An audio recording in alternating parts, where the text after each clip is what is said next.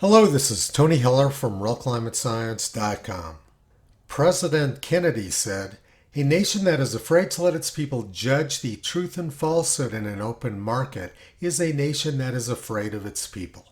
And Michael Crichton said, "Historically, the claim of consensus has been the first refuge of scoundrels. It's a way to avoid debate by claiming that the matter is already settled. Whenever you hear the consensus of scientists agrees on something or other, reach for your wallet because you're being had." And now consensus climate science has led to energy policy, which has thrown the world into fuel poverty. There are already tens of millions or hundreds of millions of victims of the global warming scam.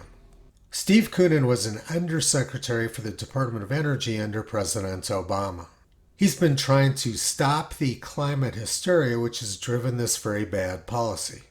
The Steamboat Institute wanted to host 3 debates on college campuses to discuss the resolution, "Climate science compels us to make large and rapid reductions in greenhouse gas emissions." Steve Koonin agreed to argue the negative in all 3 debates, but they had a very difficult time finding anyone who would defend the climate alarmist position. They got responses back from well-known climate scientists and academics like this one. "Wildly irresponsible for giving Mr. Koonin a platform. There is no room for debate on these issues." And one from one of the world's top climate scientists, "I don't debate climate science. It's a poor way to get at the truth." These people are driving policy which is throwing tens of millions or hundreds of millions of people into poverty, and yet they refuse to defend their position. People who are confident in their abilities and their position are eager to engage in competition. Yesterday, a teenager in Paris defeated the world's #1 tennis player. That won't stop either of them from competing in the future. In fact, it will increase their desire to do so. But climate scientists refuse to defend their position and they refuse to engage in competition. The reason is because they're pulling a scam and their ideas don't withstand any scrutiny.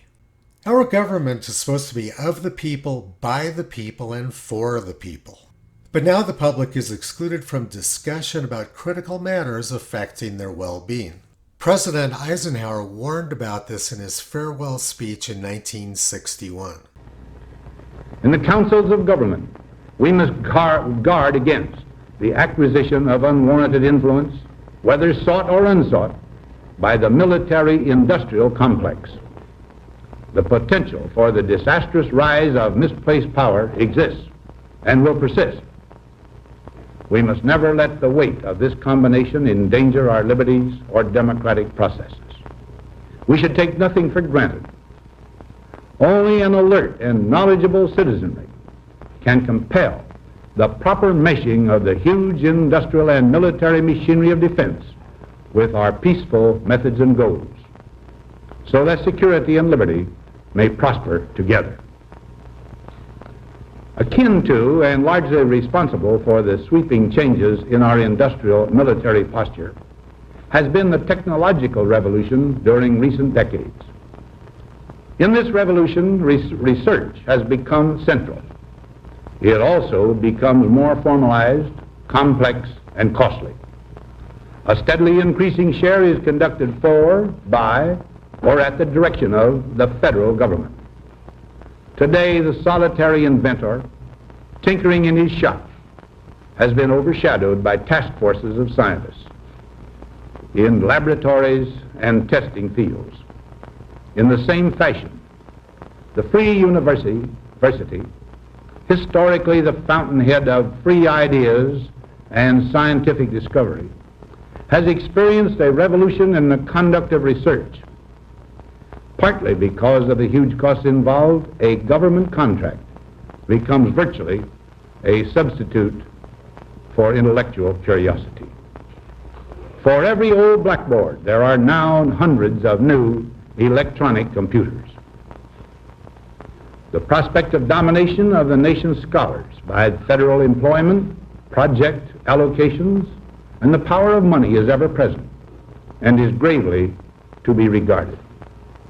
Yet in holding scientific research and discovery in respect, as we should, we must also be alert to the equal and opposite danger that public policy could itself become the captive of a scientific, technological elite. And that's exactly what's happened. Public policy has become the captive of climate fraudsters like Michael Mann. The people behind the military-industrial complex and the climate-industrial complex have completely seized control of public policy. Toto has been pulling back the curtain on this unacceptable situation for the past 14 years. You can visit him, Kyrie, Caesar, Toki, and Upla on the web at realclimatescience.com.